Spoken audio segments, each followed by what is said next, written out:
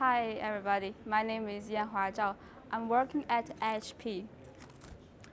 So today my topic is about the radar dataset synthesis approach for the gesture recognition system.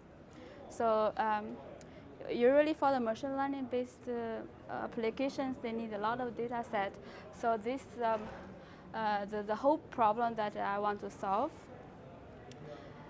To generate some data sets with a higher similarity with the real one.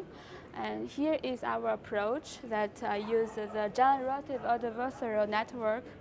It has, well, the picture a little bit low resolution, but it has two parts. First, this one is the discriminator, which will be trained with the real data set to learn the ability to try to judge the generated samples from the generator if it's real or fake. And until after many rounds of training, then the generator is able to generate some data sets with very high similarity, so the discriminator cannot tell that anymore.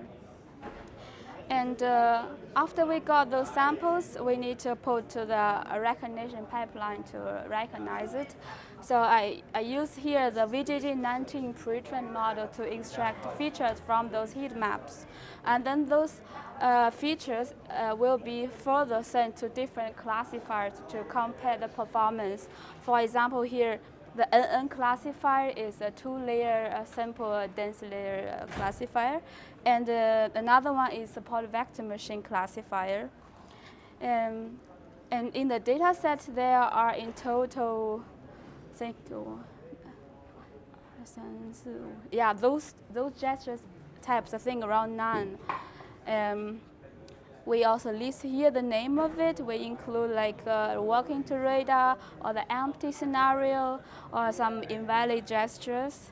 And then in the data set, there's 2,722 real data samples, and the synthetic one has 21,824. Because once we got the model, it's very easy for us to got those synthetic data set. And the device to collect the real data set is from TI. And here I showed you how it looks like in the GAN model in different epochs.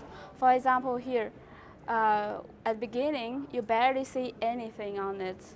And then when the epoch increases, then some features you can see start to showing up, get close to the real data set.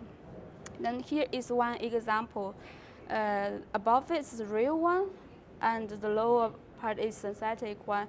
You see it's pretty similar, but with a little bit diversity inside. And here I showed the results, and there are some confusion metrics. It's a little bit difficult to read, but you can find it on my paper. And here I compared with other people's work.